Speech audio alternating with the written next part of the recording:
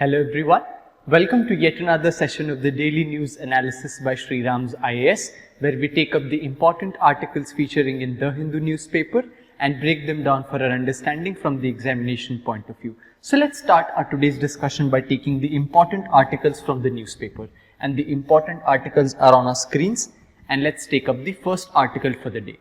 The first article which appears in the newspaper reads, RBI lifts PCA restrictions on Central Bank of India, PCA, or what is known as the Prompt Corrective Action Restrictions. So in this backdrop, from this article, the important concept which comes out for us from the examination point of view is of the Prompt Corrective Action Framework, which is sort of regulated by the RBI, the Reserve Bank of India, and therefore, and the questions on prompt corrective action have already been asked in the examination, and therefore it becomes important for us to know about this protective action, prompt corrective action framework. About this we need to know. So let's understand about the prompt corrective action framework. What is this framework and why was this instituted? So this RBI's prompt corrective action framework was introduced in December 2002 as a structured early intervention mechanism along the lines of US Federal Deposit Insurance Corporation's PCA framework. Basically, this prompt corrective action framework initiated by RBI was done to intervene in the functioning of those banks which have started to show their low performances on their financial health, which means that either they are defaulting on their loans, the number of non-performing assets, or what we call NPAs, are rising in those banks. The bank is not able to function well. Whenever such kind of banks emerged in the economy, the RBI said that we will intervene in the working of the bank through the prompt corrective action framework, and which is why this kind of a initiative was launched by the RBI. And which were the banks under this framework? So in the past, IDBI Bank, Indian Overseas Bank, and now the Central Bank of India, which the article talks about, were put under the PCA framework. And now the article talks about removing the Central Bank of India from the prompt corrective action framework. So this is the status of how many banks are there under the framework. Now what is the objective of this prompt corrective action framework? The objective of the PCA framework is to enable supervisory intervention. Like we saw in the case of bank default, RBI will come to supervise the functioning of the bank at the appropriate time and require the supervised entity to initiate and implement remedial measures in a timely manner so as to restore its financial health. So after the RBI initiates the PCA framework on the banks, basically the RBI takes up certain functioning aspects of the bank, and then the bank officials have to perform the tasks as commanded by the RBI regulator. So this is the basic gist of the PCA framework, and it is also intended to act as a tool for effective market discipline, right? So it helps in maintaining the financial health of the bank, it helps in restoring the health, then it also is a tool for effective market discipline so that it can be checked as to no bank goes out of the way and is performing poorly on the financial parameters. And it refers to the central bank's watch list of weak banks. And PCA entails curbs on high risk lending, setting aside more money on provisions, and restrictions on management salary. These are all the areas which then the RBI intervene into, wherein if there is a bank which is not performing well or is the NPAs have increased, then the kind of steps that the RBI takes is curbing on high risk lending. Whichever loans are high risk loans, the RBI can curb that loan lending, setting aside more money for provisions such as the CAR, capital adequacy ratio, and other such provisioning ratio provisions, wherein more money is to be sidelined by the bank for protection of the bank. And restrictions on management salary also can be something which the RBI can decide or demand the bank to do. These are the objectives and the functions of the PCA framework which the RBI does, and it does not preclude the RBI from taking any other action as it deems fit at any time in addition to the corrective actions prescribed in the framework. So the RBI holds immense power once it takes a bank under the PCA framework to carry out any function that is suitable to restore the bank's health.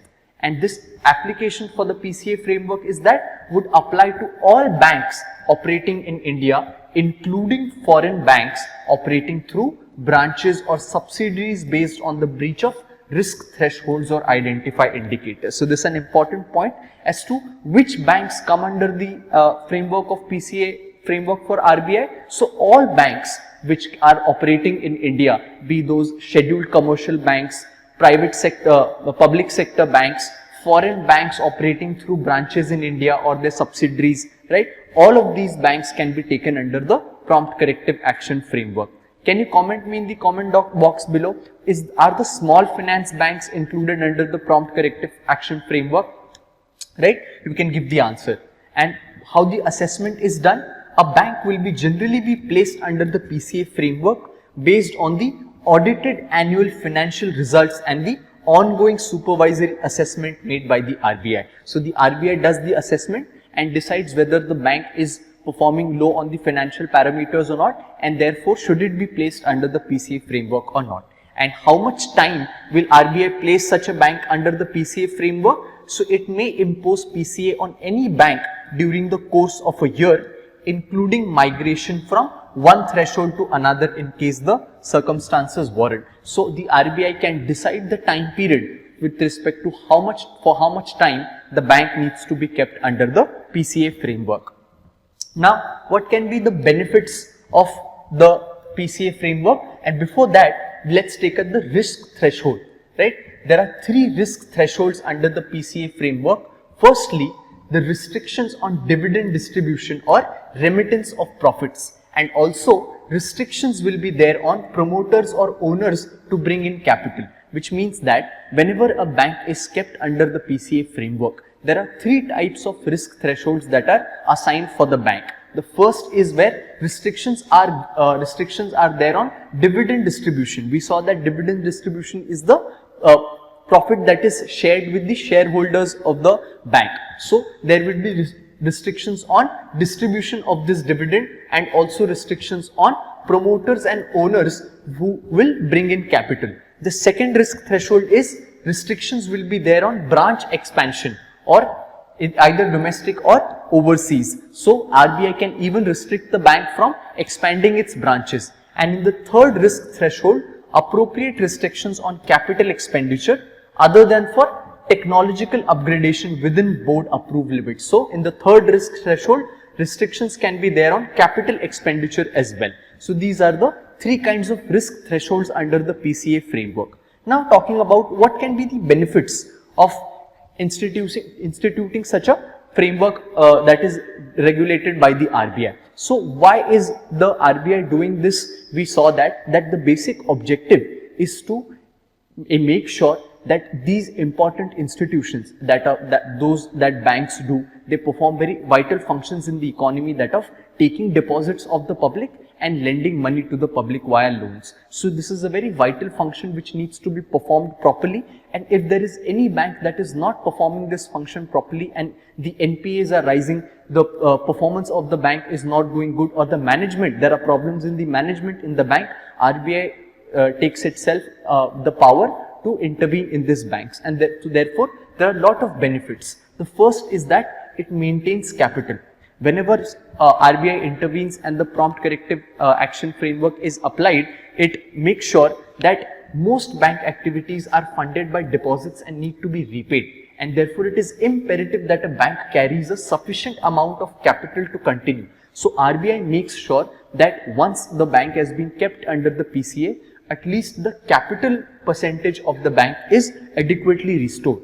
Then it also institutes a alert mechanism and regulator. Whenever a bank is put under the PCA, it will alert all the regulator as well as the investors and depositors if a bank is heading for a trouble. So it makes sure that the functioning or the information about the bank's health is kept transparent with everyone. Then it checks NPAs. this is the objective which is exactly intending to curb, wherein it aims to check the problem of non-performing assets in the banking sector. Then to rectify bank's mistake, right? This is the exact problem which the RBI intervenes in the PCA framework, wherein since the bank is not performing well, whatever the bank's mistakes are, it is to rectify the bank's mistakes before they attain crisis proportion. That is why the RBI intervenes earlier. Then for regulation, where RBI will regulate loan disbursals credited by PCA banks to unrated borrowers, as we saw in the risk threshold, that the RBI can put risk threshold to high risk lending, and therefore those with high risks, the RBI can regulate whether loan should be given to them or not. However, it will not place a complete ban on the bank's lending. So are the banks completely debarred from lending to people? No, they are not. Right? Then is restoring the financial health of a bank. That is the ultimate objective of the PCA framework, wherein the PCA helps RBI in restoring the financial health of a bank by monitoring key performance indicators of banks and taking corrective measures on the same.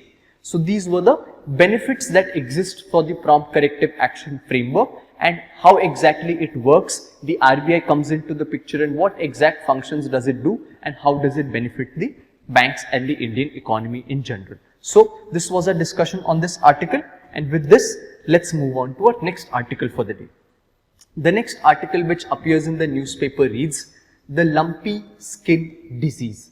Now we've talked about the lumpy skin disease in our discussions earlier as well, and the article deals with the aspect of how this lumpy skin disease is spreading vociferously. This is a viral disease, that is why the spread of this disease is being seen very rapidly in other states as well in India, and how it is impacting the dairy sector of India. So we'll revise the important points with respect to lumpy skin disease and understand as to how grave it is becoming. So earlier we saw that this lumpy skin disease, which is a disease which basically is contracted by the cattle, and certain lumps like one can say that the swelling of the lymph nodes happen, and by which is the name given lumpy skin disease. So earlier we had seen that this disease was prevalent in the states of Gujarat and Rajasthan, where it has caused far spread damage with respect to death of cattle, wherein close to 65,000 cattle have died up until now, and that's a huge figure. And now the news that is coming is that where it started from Gujarat and Rajasthan around July has now spread to Punjab, Himachal Pradesh, Andaman Nicobar, Uttarakhand by early August, and has also spread to Jammu and Kashmir, Uttar Pradesh and Haryana. So it is said that the lumpy skin disease now has spread to cattle across 10 states, and it was also reported in Maharashtra, MP and Delhi and Jharkhand. So it has infected over 16 lakh cattle in 197 districts as of September 11, and of this 75,000 cattle that the disease has killed, like we saw, more than 50,000 deaths, mostly cows, have been reported from Rajasthan. So the significant figure is that Rajasthan has been the worst affected state by this disease, because quite evidently it has the large number of cattle population. Earlier Gujarat was severely hit, and close to 75,000 cattle, of which mostly are cows, have died due to this disease. So this is the rapid extent and spread of the lumpy skin disease that has been seen in the past 3-4 months, and that is why this becomes very important, not just from the examination point of view, but also in terms of saving the lives of the cattle and checking the spread of this disease. So what is this lumpy skin disease? Basically, the lumpy skin disease is a viral disease. It is caused by infection of cattle or water buffalo with the pox virus, right? This is known as the lumpy skin disease virus. So it belongs to the larger virus family of pox viridae. So that is the family, and this virus belongs to that family. The similar viruses can be called as the sheep pox virus or the goat pox virus. All these viruses belong to the same family, and according to the Food and Agriculture Organization, the mortality rate is less than 20%. This was the earlier recorded figure. But in India, the mortality rate is seen slightly increased, where India is facing mortality rate due to this disease at around 15%. So more number of deaths are being seen. And where did this disease first evolve from? So it was first seen as an epidemic in Zambia, which is a country in Africa. So this disease originated firstly in Africa, then it is said to be traveled to the countries of Nepal, Bangladesh, and due to the porous border for trade, especially animal trade between India and these countries, the disease is said to first travel from Nepal and Bangladesh to eastern India, and from eastern India in the year 2019, it is said that now the disease is spreading all over India. So that has been the journey of this disease first contracting in India and how it is spreading in India. Then we talk about what exactly happens in this disease. How does it gets transmitted? So the lumpy skin disease is primarily spread between animals by biting insects, which are also called vectors. Vectors are those organisms which carry the pathogen which spreads a disease. So the Aedes aegypti mosquito is a vector which carries the pathogen for dengue disease. So that is a vector. Similarly, these vectors are also carrying the lumpy skin disease virus. When they bite the cattle, they also give this virus to the cattle. And these vectors can be mosquitoes, flies, anyone can become the vector. And the important fact about this disease is that it is not zoonotic disease. What are zoonotic diseases? Such as the COVID-19 was said to be a zoonotic disease, which meant that the disease was first there with the other animal and it got spread to the humans. So whenever a disease spreads from an animal to human, it is called as a zoonotic disease. But this disease is not zoonotic, meaning it does not spread from animals to humans and humans cannot get infected with it. So at least this is a safe news with respect to human beings, but it has not prevented the spread from animal to animal. That is why the disease is spreading from one cattle to another and causing the widespread deaths. So what exactly happens when a cattle or a cow or other animal contracts this disease? So it primarily consists of fever, fluid excretion from eyes and nose, dribbling of saliva from the mouth and blisters on the body. These blisters are what appear as we saw in the image, and these are what known as lumps, where the name lumpy skin disease is derived from. And as a result, the animal stops eating and faces problems while chewing or eating, and therefore resulting in drastic reduced milk production. So the milk that is produced by the cattle goes low very instantly because of the disease, and this is the exact reason why this is having an impact on the dairy sector in India. So about the vaccination now, what is said to be the treatment and vaccination process? So vaccination against these diseases is covered under the Livestock Health and Disease Control Program of India.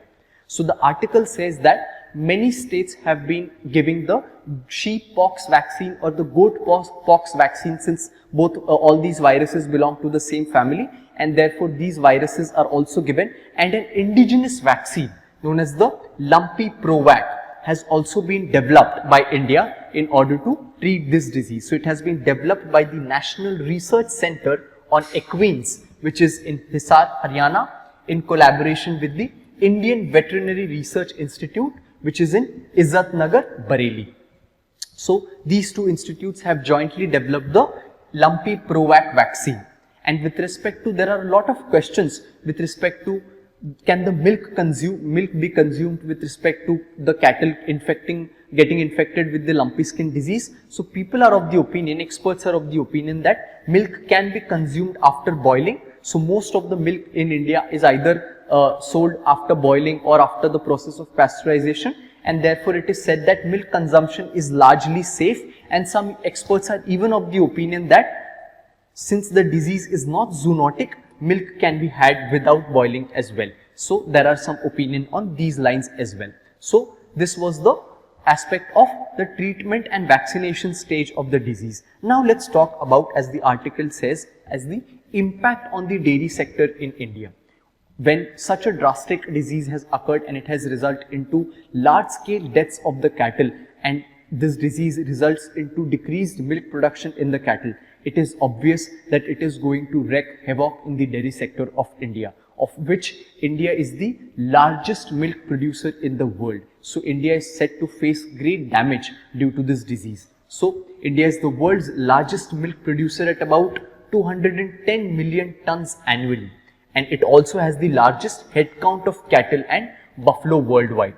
And in Rajasthan, which is witnessing the worst impact, it has led to reduced milk production, and other states as well.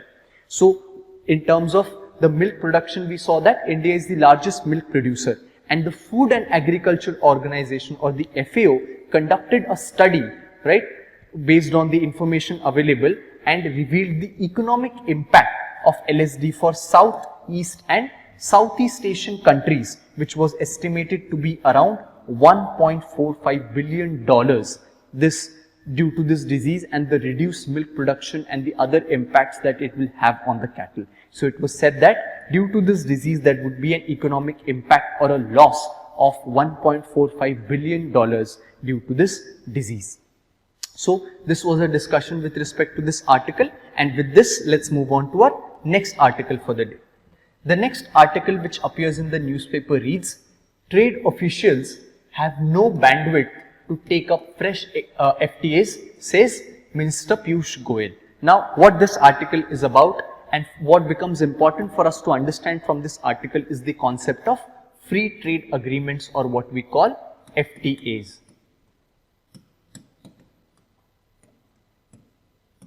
What are these free trade agreements, and why is the minister saying that India does not have any bandwidth left to take up fresh FTAs? So let's understand about this issue.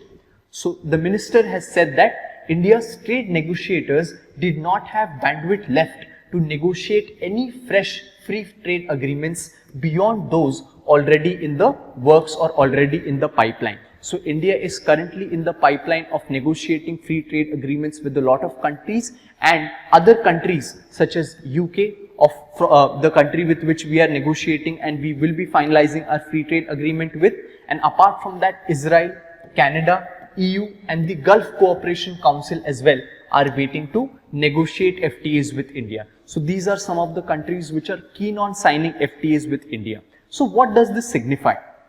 The minister, as saying in the article, suggests that this kind of willingness by India, already in talks with signing free trade agreements with a lot of countries, and there being other countries which are waiting in line as well, signals a great intention of these countries to indulge with India with respect to its trade, and shows the willingness that these countries are having, where they want to attach with India, invest with India, partner with India with respect to their trade, which shows the lucrative position of India in this aspect. So let's understand what exactly is a free trade agreement.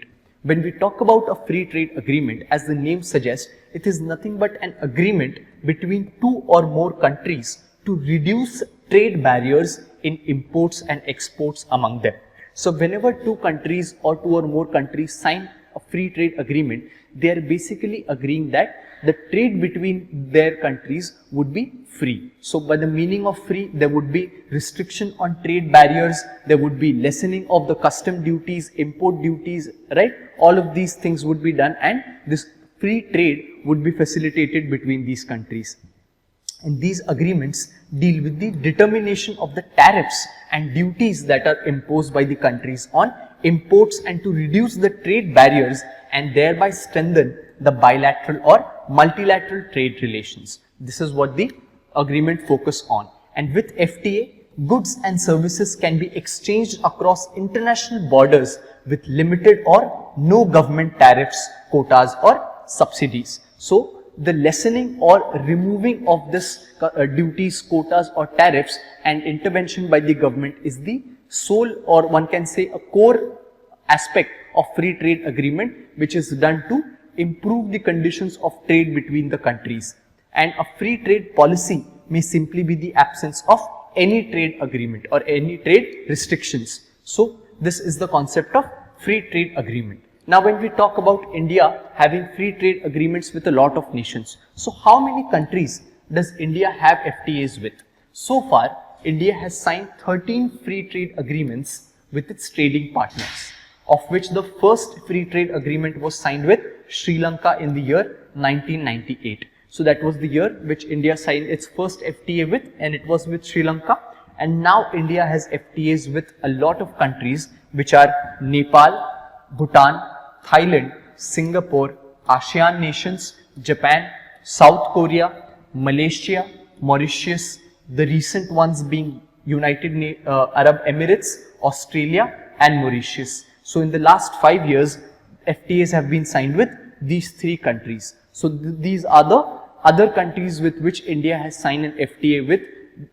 Questions on this can be asked in our prelims examination as to which are the countries which India has signed an FTA with and which are not. So the options can be given for countries which have not signed, and that can be eliminated out. So these are the countries with which India has signed an FTA with or a free trade agreement with.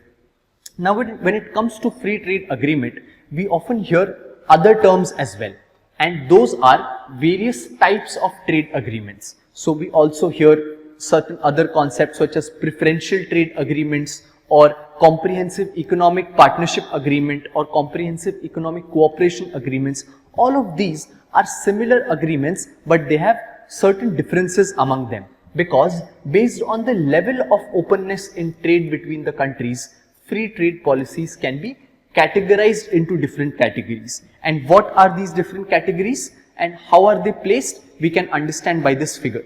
So the starting point is the preferential trade agreement, right? This is the smallest kind of agreement wherein 2 countries come together and decide on a small list of the items that they are going to trade in, and these items will have decreased duties or absence of any duties levied by the governments. Then when they go one step further, that is known as a free trade agreement. In the free trade agreement, the list of items that these countries would be trading increases, and therefore this positive list becomes a negative list, which means that we would be preparing a list which will say what are going to be those items which we will not trade amongst us, and apart from them all other items can be traded. Therefore this is known as a negative list. So where preferential trade agreement starts with a positive list, the free trade agreement carries a negative list, which means that apart from these articles or goods or services, all other goods and services can be traded between us.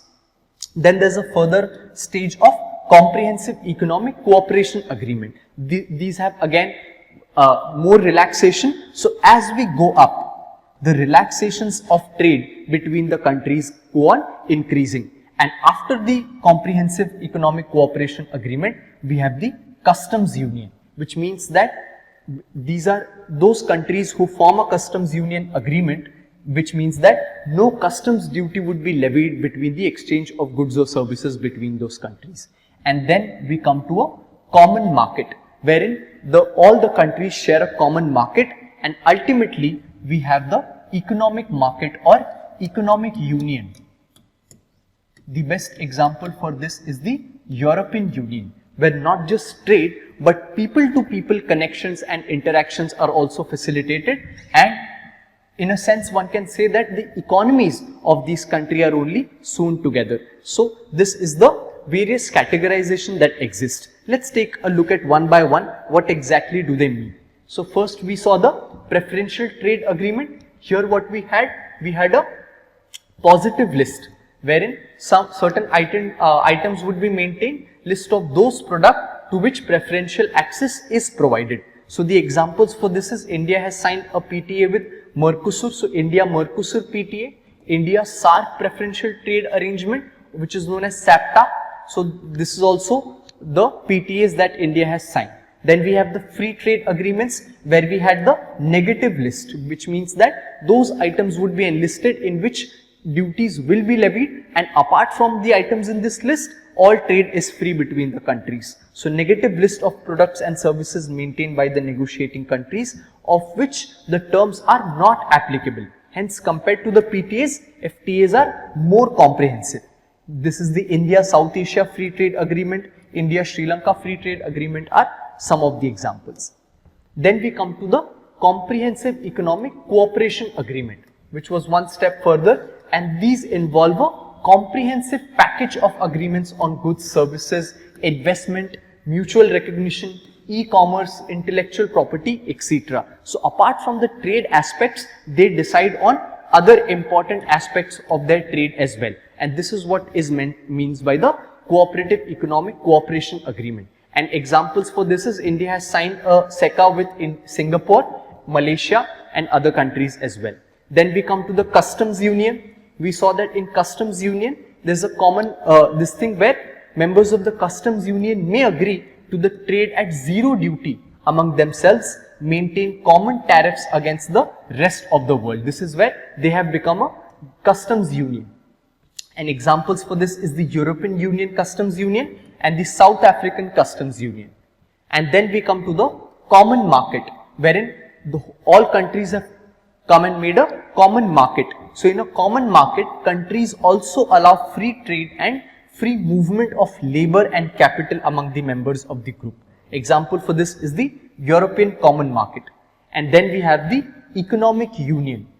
This is the highest form of trade relations between countries, where it is a common market extended through further harmonization of fiscal or monetary policies and shared executive, judicial and legislative institutions as well, in a sense where the countries have come together not just for trade or people movement, but they will now govern themselves together as well. This is the example for this is the European Union.